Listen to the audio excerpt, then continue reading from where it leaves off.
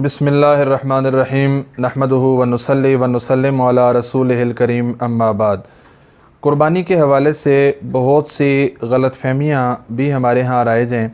मिसाल के तौर पे बाज़ औक़ात ताकत न होने के बावजूद कुर्बानी की नीयत कर ली जाती है कि लोग क्या कहेंगे।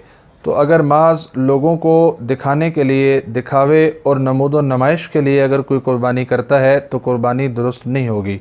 और इसी तरह बाज़ औक़ात सिर्फ़ गोश्त खाने की वजह से, गोश्त खाने की नीयत से कुर्बानी कर दी जाती है और उसमें शामिल हुआ जाता है। अगर किसी ने महज़ इस नीयत से कुर्बानी की है तो ऐसे शख्स की कुर्बानी भी दुरुस्त नहीं होगी और उसने जिनके साथ हिस्सा रखा है उनमें से भी किसी की कुर्बानी दुरुस्त नहीं होगी।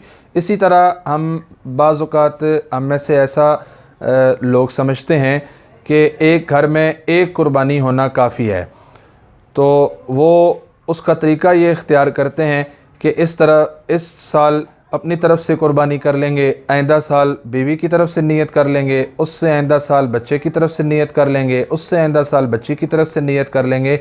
तो ऐसा करना दुरुस्त नहीं है। एक घर में जितने लोग साहिब निसाब हैं, जितने लोगों पर कुर्बानी वाजिब है, उन सब की तरफ से अलग अलग कुर्बानी करना या अलग अलग हिस्सा रखना ज़रूरी होगा। मसलन अक्सर औक़ात ऐसा होता है कि खामन अलग साहिब निसाब है और बीवी अलग साहिब निसाब है, तो खामन की तरफ से हिस्सा अलग रखा जाएगा और बीवी की तरफ से हिस्सा अलग रखा जाएगा। एक हिस्सा दोनों की तरफ से किफ़ायत नहीं करेगा। ये अलग बात है कि बीवी की तरफ से कुर्बानी करना शोहर पर लाजिम नहीं है, बीवी की तरफ से अलग इंतज़ाम किया जाए कुर्बानी करने का। इसी तरह बालिग़ औलाद की तरफ से कुर्बानी करना ये बाप के ज़िम्मे लाजिम नहीं है। अगर कर दे तो अच्छी बात है, लेकिन लाजिम नहीं है।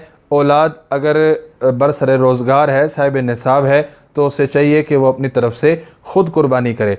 इसी तरह बाज़ लोग ये समझते हैं कि ज़िंदगी में एक मरतबा कुर्बानी वाजिब है, बस ये हमने पिछले साल की थी, बल्कि उससे पिछले साल की थी, तो अब करना ज़रूरी तो नहीं है। ऐसी बात नहीं है। जैसे फ़ितराना हर साल वाजिब होता है, जैसे ज़कात हर साल वाजिब होती है, बिल्कुल इसी तरह कुर्बानी साहिब निसाब पर हर साल वाजिब होती है और इसमें कोताही नहीं करनी चाहिए। इसी तरह पूरी एहतियात की जाए कि जब 7 लोग एक जानवर में शरीक हैं या एक से ज़ायद लोग एक जानवर में मुख्तलिफ़ हिस्सों के साथ शरीक हैं, तो मुकम्मल एतमाद और मुकम्मल एहतियात के साथ इस बात को यकीनी बनाया जाए कि सब के अकायद और नज़रियात ठीक हों और सब की नीयत ठीक हो।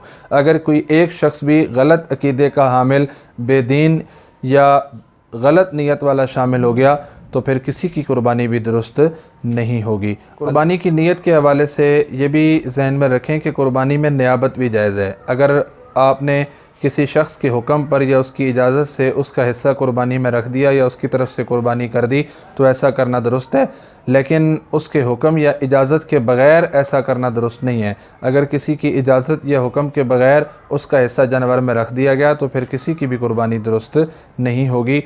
इन चीज़ों का ख़याल रखना ज़रूरी है। अल्लाह हमें अमल की तौफ़ीक़ नसीब फ़रमाए।